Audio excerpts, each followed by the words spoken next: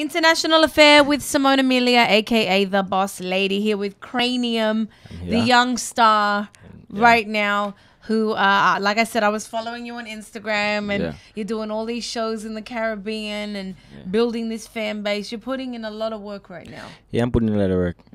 Still gotta put in a lot more. Yes, still gotta put in a lot more. But it's fun though, right? Yeah, it's fun at times, you know what I mean? Because at the end of the day, as this all boils along to the thing is that you're doing something that you love, you know, and treat it like a 9 to 5. You know, I'm trying harder. You gotta have, and you have a good team, which you have to have a team is very important, you know, because team keep you grounded, and friends that you had around you who don't change and don't treat you any different, and don't treat any different, that keep you grounded, because you know you do get giddy. I don't care who it is. At some point you feel like, you know, you feel it's above. A different reality too. It is. So and it's shocking, because it feels, for one thing I realize in music is that it feels like forever to get there, but when you do get a little break, it feels like overnight. And it's very easy to forget all the work you put in to get there. Yeah, easy.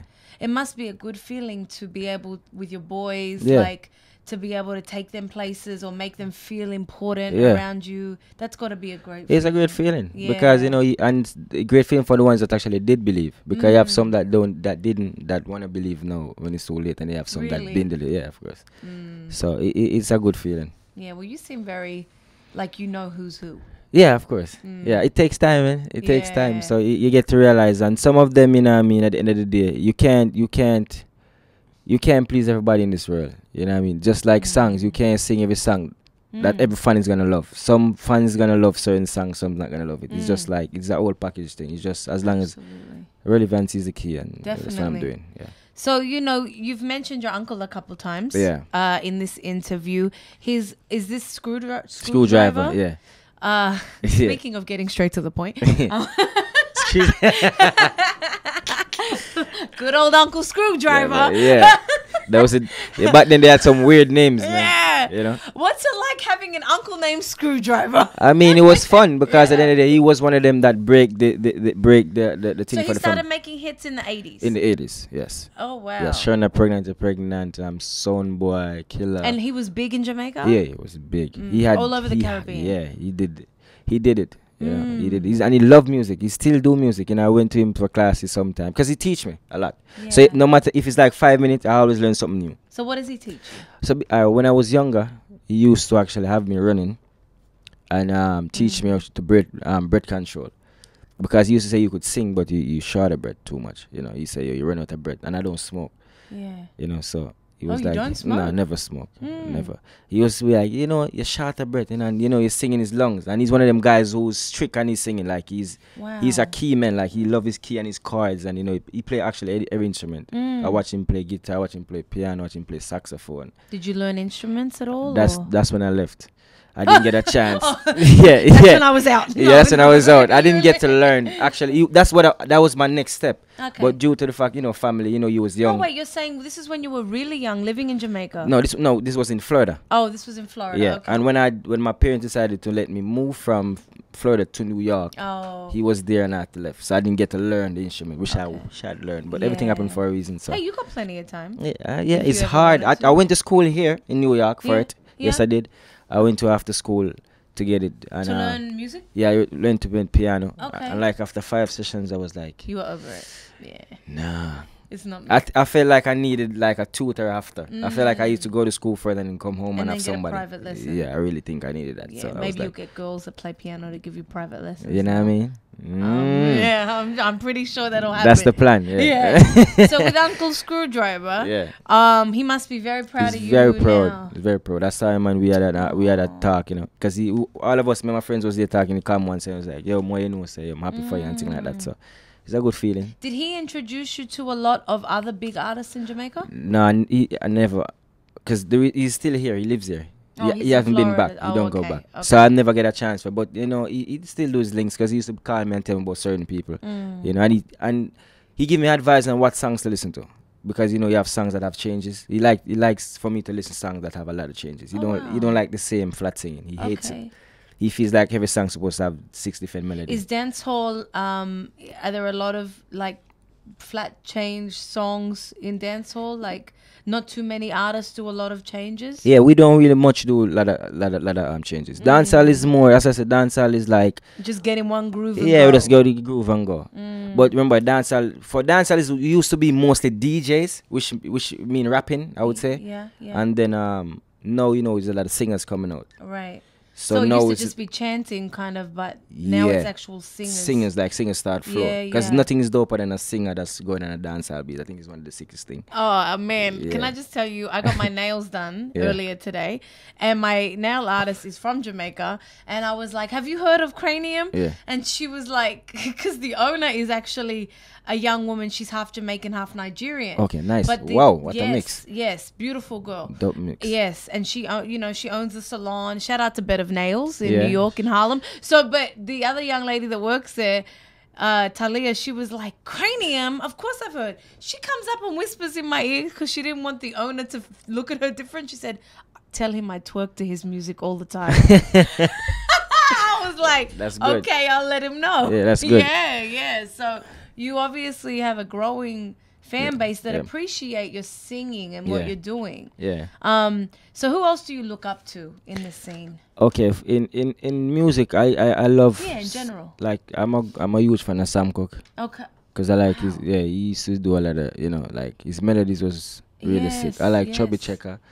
I like Bobby Blue Bland. I started listening to him. Who got you into this old music? Honestly, I used to be in Seattle with a group of guys that put me onto Bobby Blue Bland specifically. But I always been listening to Sam Cooke.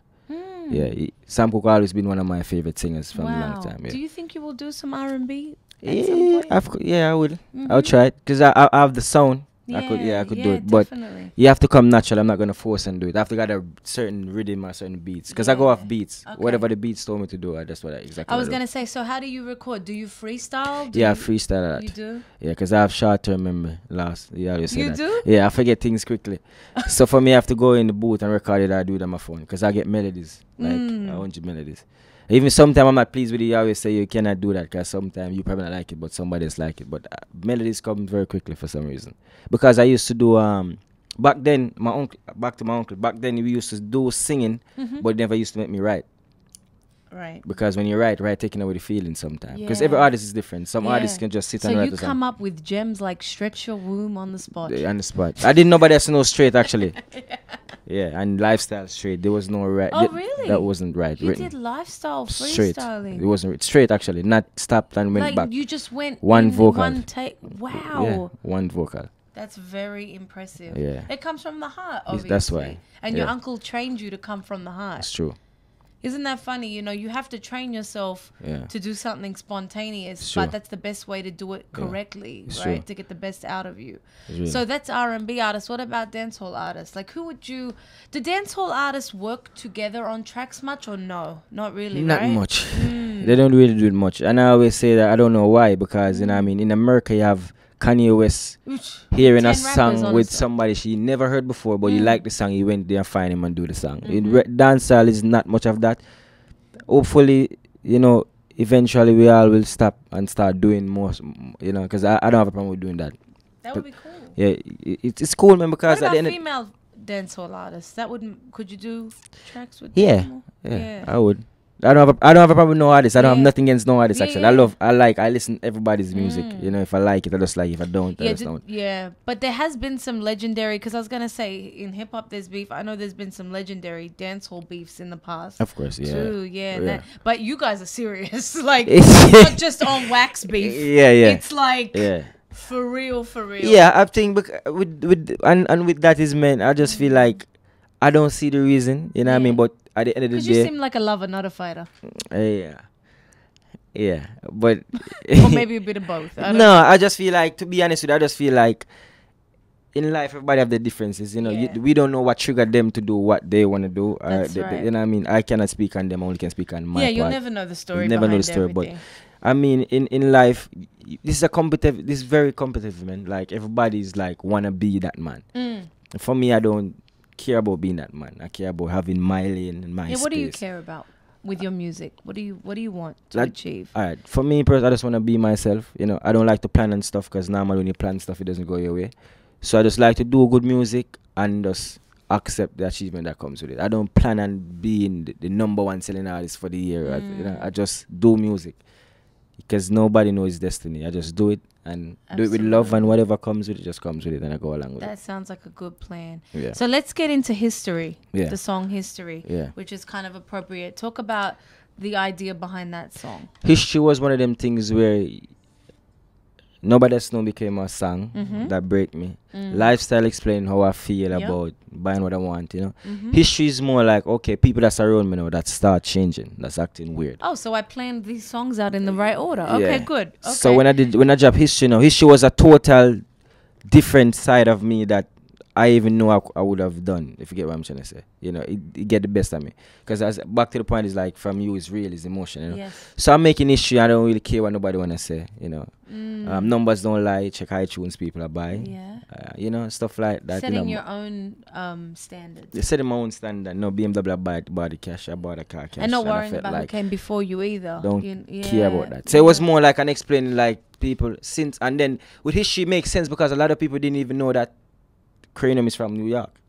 A lot of artists think I was from Jamaica. Yeah. So the fans get me understand me more like, oh, my boss from New York City. Oh, he's from New York. So it explained me perfectly. Yeah. So it was like the right time to just get it up. See, and the beautiful thing about the name of this show too, International Affair, is you know, nowadays we're not from one place anyway, you know, and we have influences from everywhere we're at.